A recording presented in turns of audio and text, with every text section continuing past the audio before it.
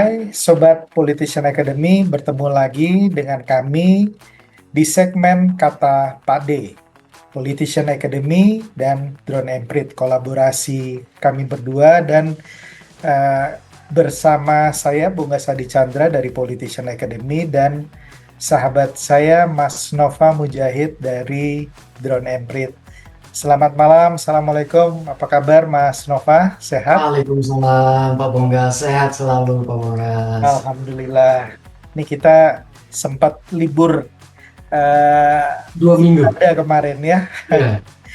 Baik, kita kali ini membahas seperti biasa sebuah topik yang menarik dan menjadi pembicaraan di media, baik di media cetak, media online, di media sosial, yaitu mengenai isu hilirisasi nikel di Raja Ampat.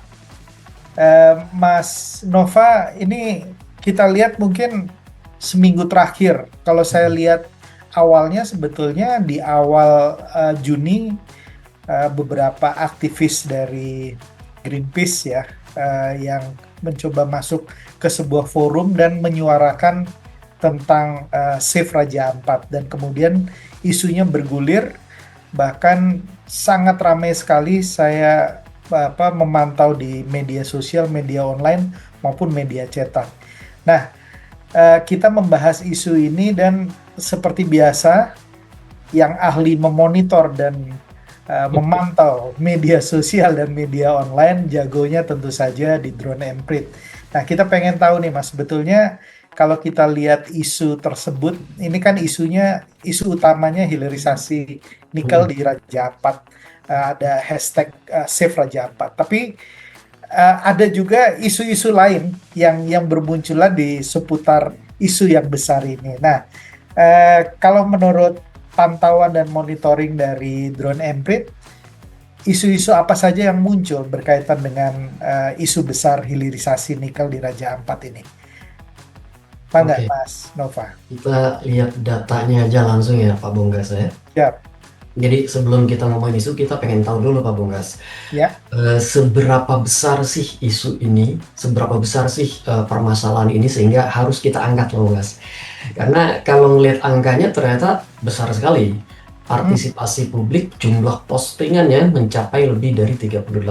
wow, Dan kalau dari 38.000 ini interaksinya lebih dari 14 miliar. 14 miliar. Jadi ini bukan isu kaleng-kaleng Pak Bonggas. Betul, Ini benar-benar menjadi perhatian nasional kayak gitu. ya. Dan betul sekali, perbincangan ini sudah mulai sejak awal Juni sudah keluar, Mhm. dengan salah satu upaya untuk mengangkat Raja Ampat ini, Save Raja Ampat begitu, betul sekali. Mhm. Dan sampai sekarang masih bergulir, tentu saja Sip. ini masih bergulir, masih tinggi percakapannya. Mhm. Nah, kalau ditanya apa saja sih isu yang paling banyak dibicarakan publik di media sosial, pertama-tama yang dibicarakan adalah tentang dampak kerusakan lingkungan. Ini ada dua hal yang mereka soroti, dampak di darat dan dampak di laut. Dampak kerusakan ekosistem dan deforestasi itu di darat, dan pencemaran air serta potensi kehilangan keanekaragaman hayati di laut. Jadi dua hal itu yang mereka yang teman-teman protes di media sosial. Lalu dari sini kemudian orang bertanya-tanya, ini legalitasnya gimana? Perizinannya bagaimana? Betul. Pulau yang sekecil ini kok bisa keluar perizinannya? Pulau yang sekecil ini kok bisa keluar, bisa mendapatkan legalitas untuk menambang? Jangan-jangan kayak gitu. Akhirnya Ya, keluar kira-kira seperti itu. Orang jadinya jangan-jangan. Lalu juga ditanyakan, sebenarnya bagaimana sih peran pemerintah dan pejabat? Kenapa tidak ada tindakan tegas ketika ada pencemaran. pelanggaran hukum kayak gitu ya? Dan kenapa kurang proaktif dalam penegakan hukum? Jelas-jelas Raja, penambangan di Pulau Gaki itu tentu saja tidak terjadi dalam satu malam, tidak terjadi dalam 2 malam.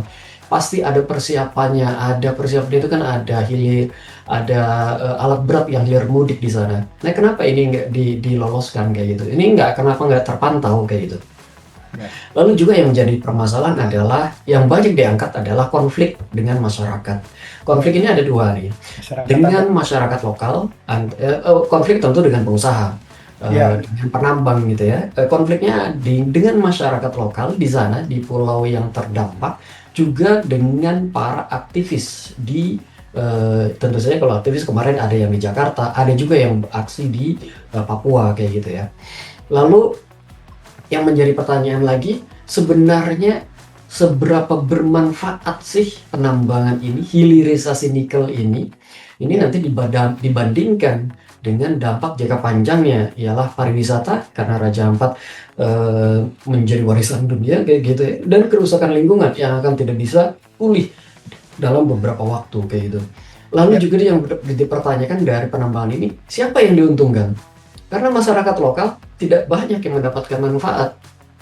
Bahkan kalau ada suara-suara yang mengatakan, kami masyarakat lokal tidak terganggu, kami masyarakat mendukung dan sebagainya, itu kemudian banyak yang mencurigai, jangan-jangan juga ini disetting nih, kayak gitu kira-kira Pak Punggas. Ya, ya, Lalu ada kemudian kampanye yang cukup besar di media sosial dengan tagar Save Raja Ampat.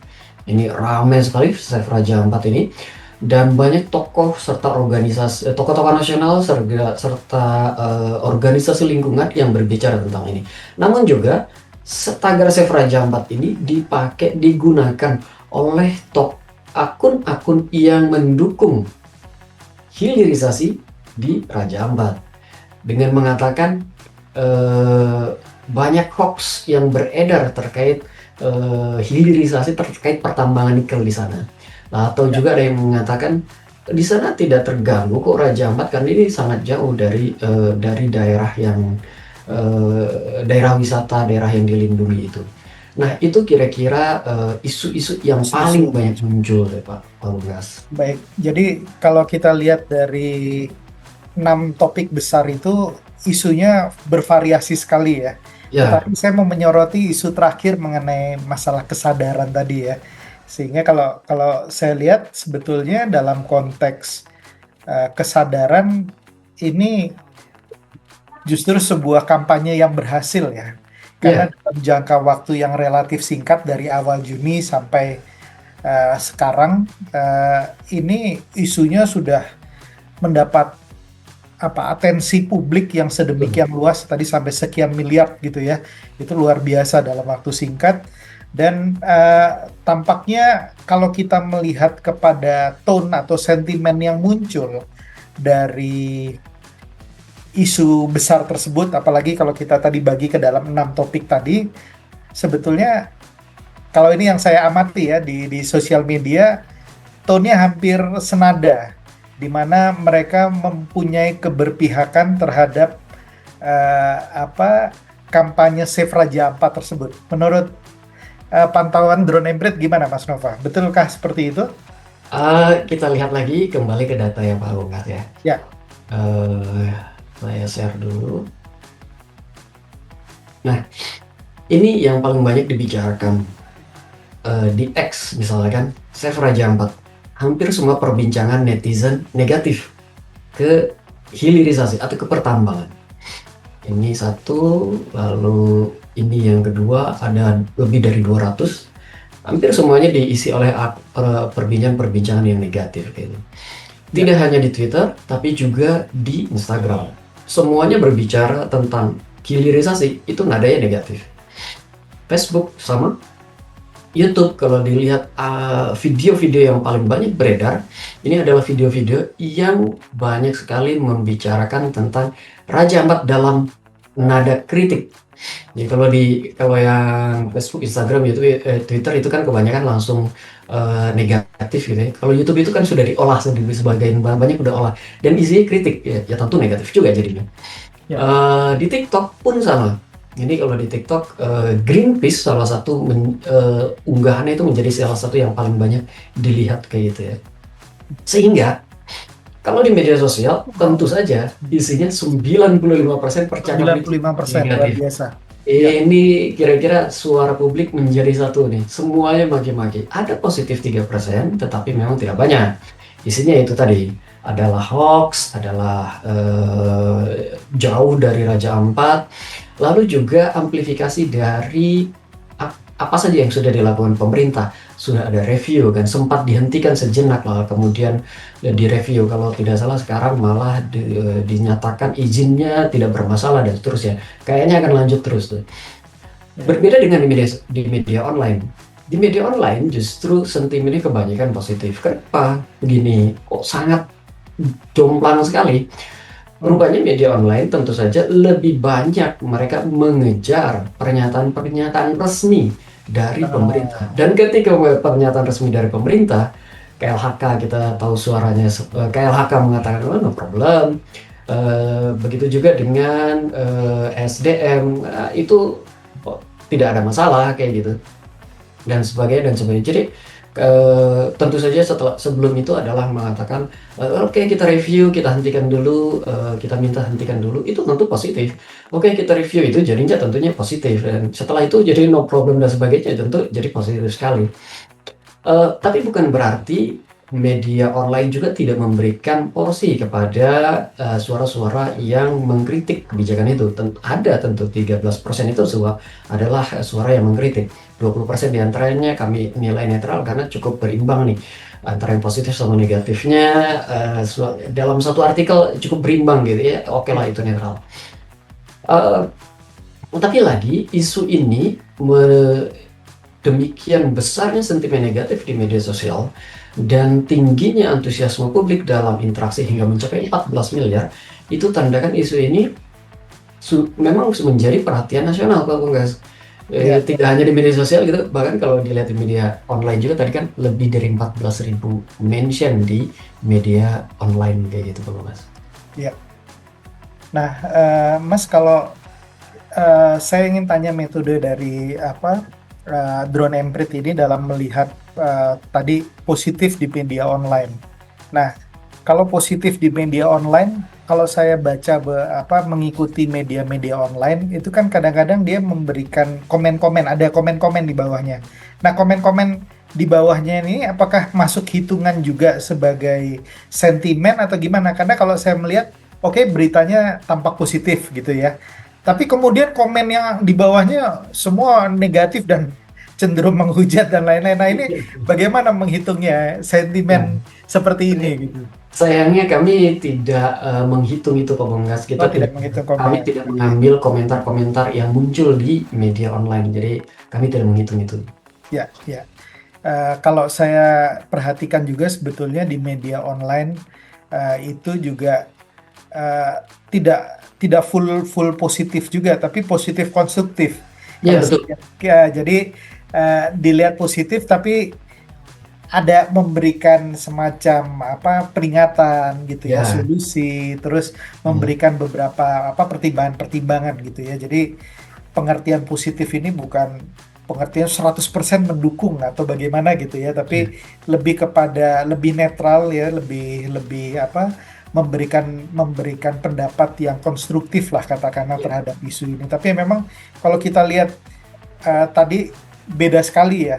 Nah, yang menarik sebetulnya di media sosial kalau kita bahas beberapa kasus sebelumnya itu antara misalnya Twitter, Facebook, Instagram, TikTok itu kadang-kadang ada perbedaan gitu ya, yang sini positif, sini negatif. Tapi ini kalau boleh dikategorikan hampir semua media sosial nadanya negatif gitu ya. Rata, Pak Punggas. Bahkan yang paling positif itu ada di YouTube.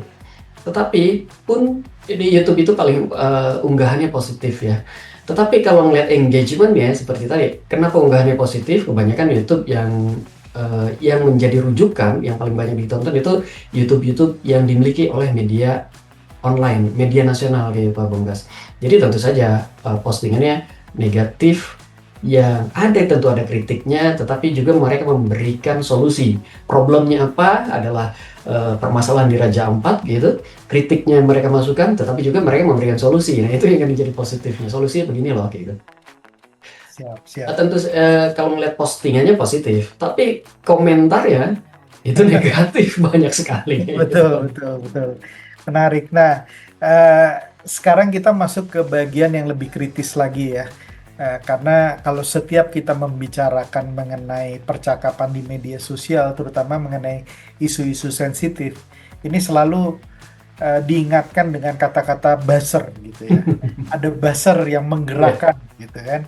Ada buzzer yang memunculkan isu ini, punya kepentingan ini. Nah, kalau dari Drone Emprit memetakan ini, orang-orang yang berbicara ini apakah mereka yang apa centang biru gitu ya istilahnya, mereka yang memiliki legitimasi dan kejelasan status, atau anonim, atau bagaimana? Ini oke. kita pengen tahu juga nih siapa yang paling banyak berbicara, dan apakah ada kemungkinan buzzer bekerja juga di dalam konteks ini?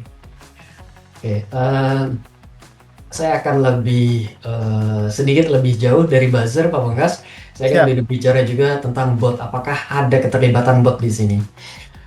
Buzzer itu tidak selamanya penggunaan aktivitas buzzing itu negatif. Kalau seingat Ya. kami, aktivitas buzzing negatif atau positif itu tergantung dari narasi atau isu yang diangkat ya. Kalau misalnya debunking hoax dan itu menggunakan buzzer, saya kira nggak problem kayak gitu. Kita belajar banyak tentang ini debunking hoax pada masa COVID kemarin. Lalu kalau kita lihat untuk melihat apakah ada buzzer atau tidak, kita lakukan beberapa pendekatan. Pertama melihat peta percakapannya. Oke. Kalau melihat peta percakapan seperti ini yang sedemikian padat dan pejal dan cenderung saling bersahutan satu sama lain, ini jadi Dandi bersahutan dengan Ilham Pit bersahutan dengan Pujiastuti, lalu bersahutan dengan yang lain-lainnya, semuanya saling terkait. Artinya pertukaran informasi itu terjadi cukup padat, cukup cepat, bukan cepat ya, cukup padat dan ada tidak satu arah. Aktivitas buzzing itu biasanya kecenderungannya berlangsung satu arah. Jadi kalau mereka postingannya Selesai. tidak direspon, atau mereka repost, itu responsnya sudah begitu saja, tidak ada respon atas postingan itu. Beda kalau lihat di sini, Ibu Susi Pujiastuti ngepost lalu responnya banyak. Dandi ngepost responnya banyak, dan ini sifatnya timbal balik gitu. Jadi ini yang dilihat adalah mention dan post. Dan kalau dilihat di sini biasanya kalau ada aktivitas buzzer itu biasanya agak terpisah Pak Bunggas. Jadi Hmm. ada ini kan satu satu lingkaran Agak kejal di gitu luar ya. ya. Iya, agak di luar, agak terpisah kayak gitu. Itu biasanya aktivitas buzzing tuh di sini. Ada buzzer di sana kayak gitu. Kalau ini jadi satu nih, media di situ, aktivis di situ, publik di situ, bahkan yang pro hilirisasi pun ada di sana. Meskipun nilainya percakapan sangat kecil. Lalu dari situ kita lihat siapa saja sih yang menjadi pemengaruh percakapan ini. Top Kalau influencer. dilihat ini Ilham Pit orang beneran, dan di Laksono namanya juga kita kenal. Bu Ya. Susi Pujiastuti saya kira bukan cuma Indonesia yang kenal, bahkan sampai Jepang, sampai kemana-mana dia udah terkenal. Ya. Greenpeace jaringannya udah terjelas kayak gitu. Mythical Forest juga kalau untuk aktivis lingkungan ini cukup jelas. Ukti O-nya dan seterusnya.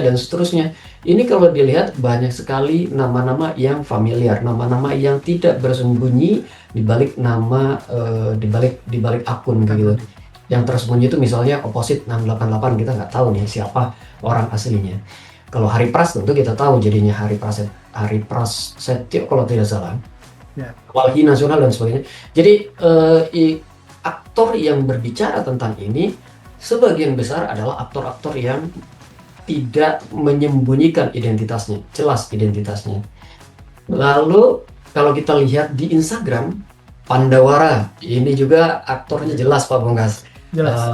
Nasional. Betul. Nadine Chandrawinata tentu juga ini jelas ya. Kompas jelas. Lalu ada Five Balls ini, oh my god ini juga sebenarnya kalau di Instagram cukup jelas ini. Lalu kemudian ke bawah hampir semuanya adalah akun-akun yang cukup influencing, dan ini akun-akun yang jelas, mengabaikan jelas gitu. Kita Ya. lihat di Facebook ada Update Nusantara, Kompas, Mendaki Jadul, Stigma Mer, Tribun, Zona Nyaman, Terelie, Suara Rakyat. Cuma di Ceria ini yang eh, em, bukan bukan tidak menjadi influencer nasional kayak gitu ya. Tapi selain itu semuanya adalah akun-akun yang cukup terkenal di Facebook. Di YouTube sama, tidak jauh berbeda. Jadi kalau dari situ di TikTok juga tidak jauh berbeda, bahkan ada nama Pak Ganjar tentang ini. Jadi kalau dilihat dari situ, oh ya, ini satu lagi, akun-akun yang paling banyak berbicara positif dan negatif. Jadi kalau tadi akun-akun yang banyak akun-akun influencer, siapa yang paling banyak memulai percakapan adalah akun-akun yang cukup jelas, kredibel kayak gitu. Lalu kita lihat siapa saja sih akun-akun yang paling banyak memproduksi narasi. Yang memproduksi yang positif ini ya artinya yang mendukung penambangan nikel. Jadi ada Gibran Abidin, Gibran Putra, Uwat Baca ini dari media Twitter saja saya ambil karena yang paling signifikan di sini. Dengan kata lain di media lainnya, di kanal lainnya tidak terlalu banyak perbedaannya kayak gitu. Ya. Jadi ini bisa ditelusuri nanti sama pemirsa siapakah mereka-mereka ini. Jadi kalau tadi kita ngomongin apakah ada akun buzzernya, ada akun influencernya, apakah ada akun botnya, ini nama-nama yang tersanding di sini bisa langsung ditelusuri, nanti akan kelihatan langsung kok mereka ini siapa. Mas, kalau kita lihat di tabel ini, yang di atas itu jumlah postingannya ya, 5, Ya, 4, ya, 3. itu Dan volume itu postingannya. betul, dan itu jauh sekali ya. Dengan yang negatif, untuk satu orang aja dia bisa posting sampai 27 kali. Sementara yang 27 kali ngomong betul, negatif tidak setuju dengan betul, betul, betul. penambangan nikel di Ya, Raja jadi Ampat. dari sini aja sebetulnya dari numbers kita bisa lihat bahwa yang sentimen negatif memang jauh lebih banyak dibandingkan dengan yang positif, gitu ya. Mereka lebih vokal, lebih banyak Yes. memproduksi narasi. Artinya banyak juga kalau dilihat tadi dari petanya, artinya terjadi pertukaran informasi itu, pertukaran narasi itu terjadi sangat intens gitu Pak Bongkas. Ya, ya. Nah, lalu terakhir saya ingin masuk ke sini ke bot analisis. Buat analisis. Ya. Dari ini kami lihat dari Twitter saja. Ada tuh lebih dari 17.000 akun yang terlibat dalam percakapan. Dari 17.000 itu kami bisa mengidentifikasi 5.000-nya atau sekitar 29%-nya. Nah, kalau dilihat dari sini, keterlibatan akun bot itu yang ada dalam kategori 34 dan 45 yang merah, yang oranye dan merah ini. Yang hijau 01 dan 12 ini terindikasi akun organik. Kalau dari sini kelihatan kalau keterlibatan akun bot itu tidak terlalu signifikan, sedikit saja Pak Bongkas. Ya. Sehingga apakah ada buzzer yang berbicara di sini? Kalau dari aktivitasnya ada sebenarnya, tadi kita sudah lihat tuh, tetapi tidak terlalu banyak yang berbicara, tidak terlalu banyak yang terlibat. Apakah ada akun bot? Ada, tetapi tidak signifikan kayak gitu. Yang banyak justru akun-akun influencer yang kita lihat jelas identitasnya. Gitu Pak Bangkas. Baik. Nah, ini saya juga mau menyambungkan ini dengan masalah buzzer tadi karena ada materi yang dikirimkan ya, misalnya semacam video pendek yang ternyata katanya ini AI gitu ya, kemudian ini ternyata Hoax. lokasinya bukan di mana, bukan Raja Ampat, di jauh Raja Ampat gitu ya, 5 tapi di kilometer daerah kalau lain tidak gitu. salah. Nah, ini kan kalau kita mau mencoba kritis juga kan, apakah betul itu gitu ya? Apakah apa gambar-gambar atau video yang ditampilkan betul-betul sesuai fakta atau tidak gitu ya? Nah, kalau menurut Drone Emprit betul ada juga materi-materi video yang disebarkan dan ternyata itu bukan berdasarkan fakta atau bagaimana? Tentu saja disinformasi itu beredar Pak Bongkas. Ya. Baik di yang narasi-narasi yang mendukung hilirisasi, mereka mengedarkan juga disinformasi, maupun narasi-narasi yang menolak penambangan di Raja Ampat. Ada juga disinformasi di sana. Tetapi lagi kalau kami lihat jumlah atau volume peredaran tadi kita lihat peredaran ininya apa narasi apa yang paling banyak ditonton di YouTube, narasi apa yang banyak itu tidak terlalu banyak. Saya malah tidak melihat ada di narasi-narasi atas yang berbicara yang mengandung yang banyak nah, hoax itu tidak menjadi narasi utama, tidak menjadi narasi arus utama perbincangan publik. Bukan di sana perbincangan publik, tapi perbincangan publik pada 6 isu tadi. Dampaknya, hukumnya, lalu tentang pemerintah ngapain aja sih sebenarnya, karena ini kan udah lama berlangsung kayak gitu. Nah, itu jadi kebanyakan ada di situ, Pak Pungkas. Nah, Baik, sekaligus tadi mumpung ingat nih tadi yang ngomongin pemerintah, salah satu pertanyaan kan pemerintah ngapain aja sih sebenarnya di sana. betul. Eh, saya penasaran, kalau menurut Pak Bonggas, sebenarnya responnya seperti apa sih yang harus diberikan oleh pemerintah tentang isu ini? Baik, wah ini menarik kalau kita bicara mengenai respon pemerintah ya. Karena untuk isu-isu yang mendapatkan atensi publik, memang pemerintah harus proaktif untuk segera merespon isu tersebut gitu ya. Ini jadi satu catatan khusus ya. Apalagi balik lagi, eh, hal ini membuktikan satu hal lagi bahwa konsep no viral no justice terbukti efektif lagi gitu ya, terbukti efektif kembali dalam jangka waktu 2 minggu sudah ada policy yang kemudian dikeluarkan oleh pemerintah ya dengan apa mencabut 4 izin usaha. Saya pikir dalam konteks itu kita cukup lega bahwa pemerintah itu bisa responsif ya. Jadi memang dalam konteks seperti ini fast response itu atau proaktif response itu menjadi sebuah hal yang penting. Eh, Arahan atau instruksi dari Pak Prabowo untuk menugaskan Pak Bahlil datang langsung ke Raja Ampat untuk meninjau permasalahan yang ada, menurut saya itu sudah tepat gitu ya. Kemudian peninjauan dan kemudian memberikan respon dan kemudian langsung melaporkan ya.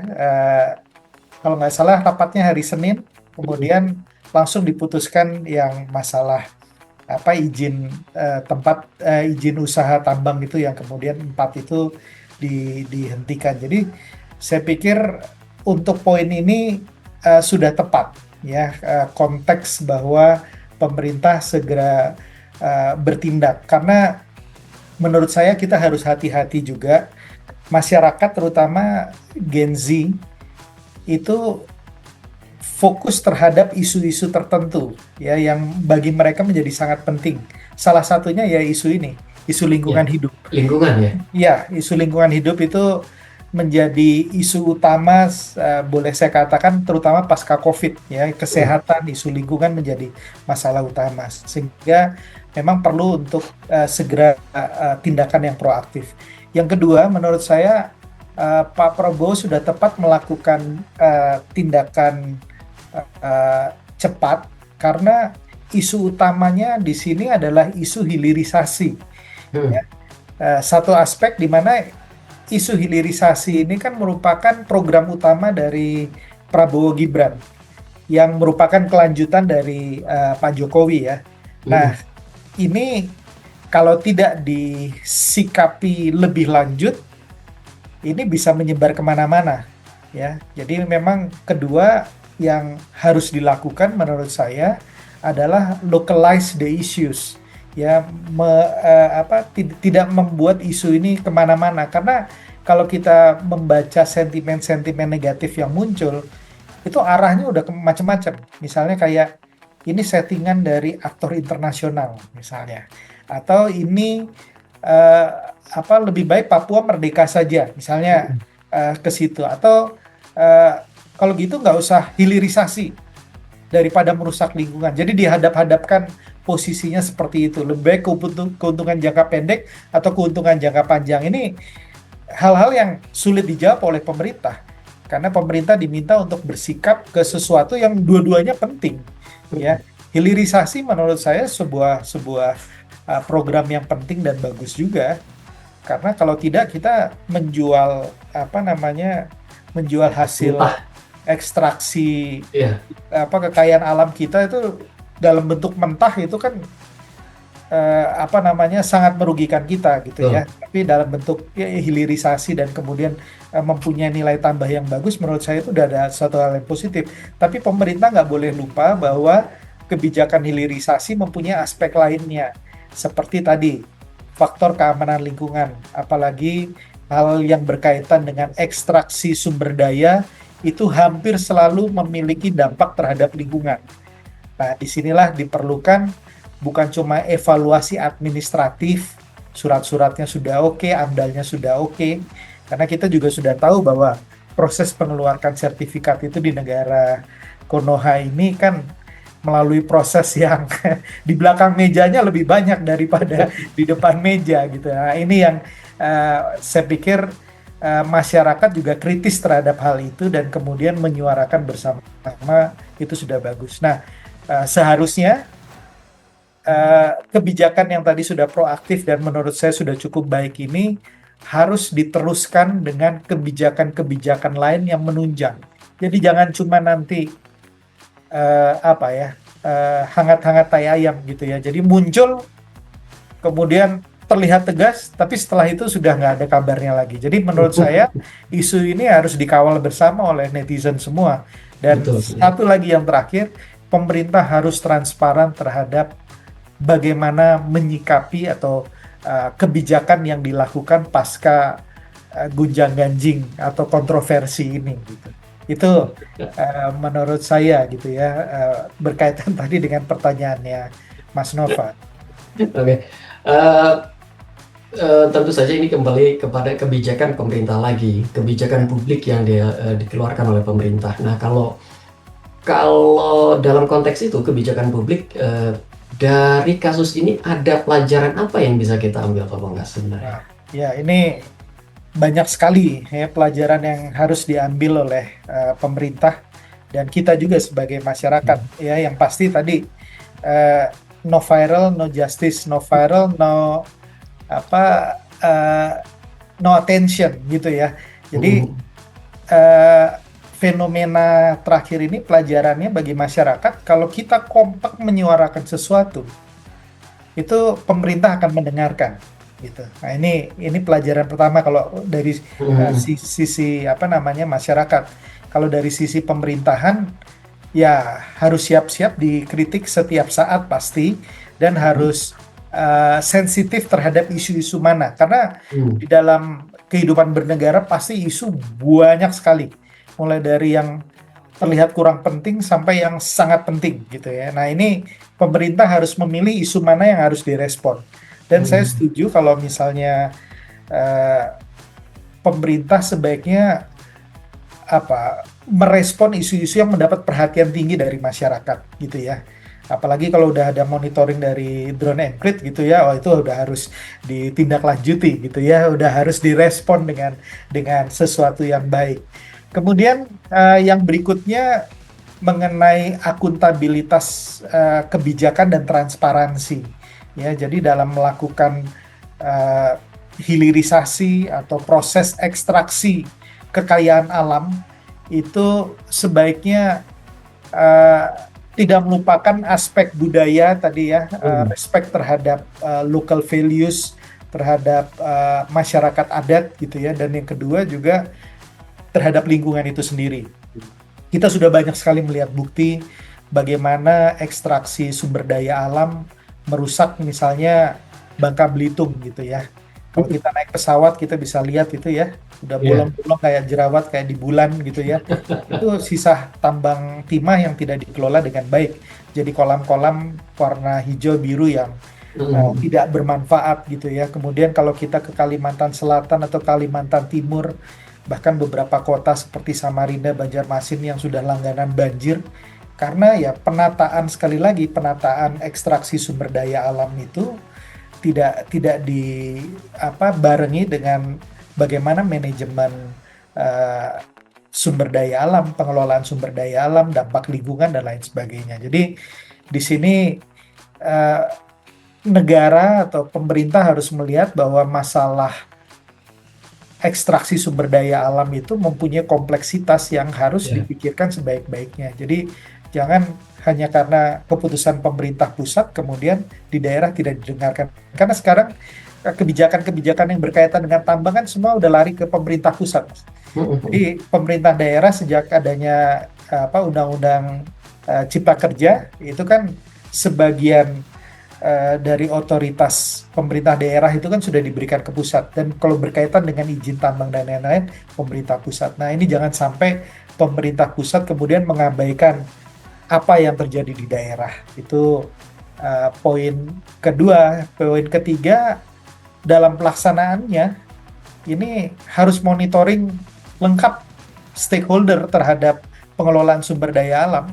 Jadi nggak bisa udah izin keluar beroperasi dibiarkan, setelah itu apa yang terjadi terjadilah gitu ya. Nggak boleh seperti itu. Monitoring itu harus setiap saat dilakukan, dan ya dengan adanya media sosial ini kan justru menurut saya merupakan kontrol yang baik sekali. Tinggal kita foto-foto saja, misalnya banyak pencemaran yang terjadi, tadi tanahnya eh, limbah nikel atau sebagai penggundulan hutannya itu, kemudian limbahnya masuk ke laut atau ke sungai, ya itu tinggal simple as kita ambil foto, kita laporkan, munculkan di media sosial. Ini bisa menjadi proses monitoring. Jadi monitoring itu tidak hanya menjadi tanggung jawab dari pemerintah saja, tetapi segenap stakeholder termasuk masyarakat di daerah itu yang mungkin paling banyak dirugikan terhadap pencemaran yang muncul. Nah, satu lagi yang terakhir, mungkin kita juga harus berhati-hati dengan aspek internasional dari permasalahan ini gitu ya, dari permasalahan lingkungan hidup. Uh, ini sudah menjadi perhatian internasional juga karena yang menyayangi Raja Ampat itu banyak gitu ya. Betul, Masyarakat internasional, bukan hanya orang Indonesia. Saya betul. nggak tahu Mas Nova sudah pernah belum ke Raja Ampat ya.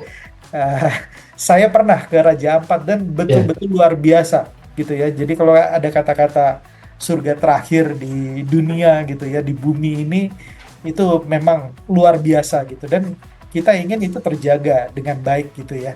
Jadi, nah, eh, batu karang yang ada di Papua itu kan berhubungan dengan yang ada di Filipina dan ada di Great Barrier Reef ya. Nah, kalau misalnya ada perusakan atau ada pencemaran di situ, pasti nanti cepat atau lambat akan terpengaruh juga ke reef ya, kepada coral reef yang ada di wilayah negara tetangga gitu ya, apalagi PNG mungkin yang dekat. Nah, ini yang kita harus hati-hati juga gitu ya, dalam melihat bahwa kalau misal tanya kenapa sih jangan-jangan ini di-backingin oleh internasional gitu ya untuk membuat isu ini muncul dan kemudian menghentikan. Nah, kita jangan juga gegabah melihat itu, karena memang dunia internasional juga berkepentingan terhadap Raja Ampat juga, baik dalam masalah konservasinya, menjaga lingkungan, maupun dampak terhadap negaranya mereka apabila terjadi pencemaran. ya. Mungkin itu kalau dari saya, maaf ini kepanjangan ya, tapi menurut saya pelajarannya banyak sekali yang bisa kita lakukan, dan saya melihat bahwa pemerintah di sini sudah mulai belajar dalam mengelola krisis ya, dalam konteks berkomunikasi. Ya, kecepatan dalam memberikan respon. Prabowo segera mengirimkan Balil ke mana, ke Raja Ampat langsung. Menurut saya ini udah langkah positif. Tapi jangan puas hanya di situ, kita harus terus menjaga isu ini supaya Raja Ampat yang kita cintai itu tidak seperti yang kita khawatirkan begitu. Iya, iya. Siap. Itu Mas Noval. Iya. Ya, satu lagi mungkin. Ini untuk netizen ya, dan juga mungkin untuk pemerintah juga ya. Mungkin ini bisa menjadi trigger atau pemicu untuk kita melihat bagaimana proses pemberian izin tambang maupun bagaimana proses tambang lainnya yang ada di Indonesia, yang bukan hanya di Raja Ampat ya. Karena saya sudah mendengar juga banyak cerita tentang Sulawesi Tenggara ya, tentang Mm-mm. Sulawesi Tengah, tentang Iya, Maluku Utara, iya. tentang Maluku yang semuanya berkaitan juga dengan, terutama dengan nikel, ya, Mm. karena cadangan nikel terbesar di dunia katanya ada di Indonesia gitu. Nah, kerusakan-kerusakan yang terjadi di daerah-daerah tersebut itu mungkin bisa juga menjadi hirauan kita bersama gitu ya. Dan Mm-mm. pemerintah juga merupakan titik balik untuk pemerintah melihat dan memonitor kembali apa yang sudah dilakukan ya. Jadi Mm-mm. ini kalau himbauan saya kepada netizen, ayo kita kita lihat yang lainnya gitu ya. Iya. Jangan hanya karena pariwisatanya bagus, karena daerah-daerah lain mungkin pariwisatanya tidak terlalu bagus, tapi pelanggaran terhadap hak-hak masyarakat adat ada, tapi pelanggaran terhadap lingkungan hidup ada, misalnya muncul banjir, longsor, bencana di daerah tersebut yang Mm-mm. sebelumnya tidak pernah ada sebelum tambang itu jadi. Jadi ini merupakan yellow light dari pemerintah untuk kemudian bisa juga meninjau wilayah-wilayah lain dalam konteks penambangan sumber daya alam. Begitu, Mas Nova. Ya, Pak Banggas. Apalagi permasalahan tambang ini kan sebenarnya ada yang langsung gitu dampak negatifnya ketika dia dibuka itu tadi ada banjir ada segala macam dan ketika dampak langsung juga ketika tambang ini tidak lagi beroperasi. Ada yang tidak ditimbun lagi, ada yang tidak Betul. ditutup lagi, ada yang tidak revitalisasi lagi ini ya. Padahal